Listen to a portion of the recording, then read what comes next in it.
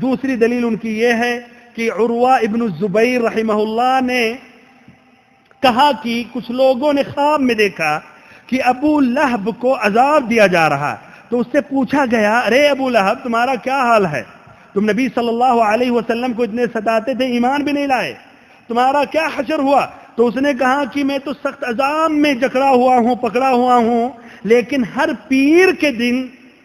مجھے کچھ تخفیف کر دی جا رہی ہے عذاب میں، اور کچھ قطرات پانی مل جا رہے ہیں، اس لیے کہ میں نے نبی صلی اللہ علیہ وسلم کی ولادت یا پیدائش کی جب ہم نے خبر سنی تھی اور سویبہ لے کر یہ پیغام آئی تھی، تو میں نے نبی صلی اللہ علیہ وسلم کی پیدائش کی خوشی میں سویبہ کو آزاد کر دیا تھا۔ تو کہتے دیکھو ابو لہب ایک مشرک کو عذاب میں تخفیف کر دیا جا رہا، تو ایک مسلمان اگر وہ عید منائے تو کتنا ثوابوں کا مستحق ہوگا میرے بھائی اور محترم ساتھیوں۔ تو یہ دلیل پکڑتے۔ بہرحال نمبر 1، یہ حدیث سند کے اعتبار سے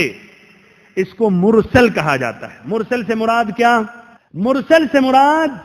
ایک تابعی کی ملاقات نبی صلی اللہ علیہ وسلم سے ہوئی، صحابہ سے۔ ایک تابعی جب حدیث ڈائریکٹ نبی صلی اللہ علیہ وسلم کی طرف منسوب کر کے ذکر کرے، یعنی نبی صلی اللہ علیہ وسلم نے کہا،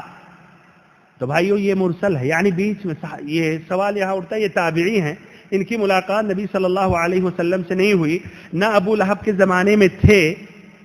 نہ ابو لہب سے ملاقات ہوئی، نہ نبی پاک صلی اللہ علیہ وسلم کا زمانہ انہوں نے پایا،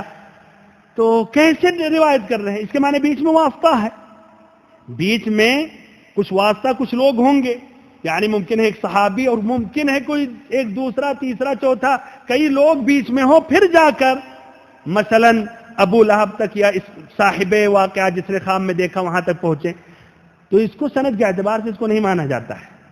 اس میں انقطاع ہے، بیچ میں سلسلہ منقطع ہے، اور ہم جانتے ہیں حدیث کی شرطوں میں سے ایک اہم شرط ہے اتصال السند، کہ یہ سند متصل ہونا چاہیے،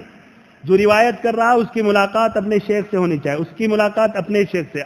سے، یہاں تک تابعی، پھر صحابی، پھر نبی صلی اللہ علیہ وسلم سے، تو سند کے اعتبار سے۔ نمبر 2، تاریخ اور سیرت کے اعتبار سے یہ درست اور ثابت نہیں ہے کہ ابو لہب نے نبی صلی اللہ علیہ وسلم کی پیدائش کے وقت اس نے سویبہ کو آزاد کیا،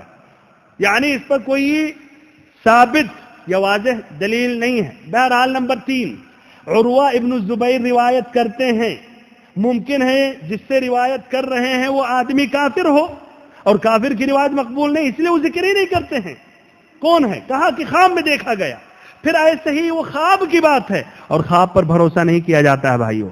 صرف نبیوں کا خواب وہی اور سچ ہوتا ہے، لوگوں کا خواب شیطان بھی آ سکتا ہے دھوکہ دینے کے لیے۔ پھر نمبر 5 بھائیو،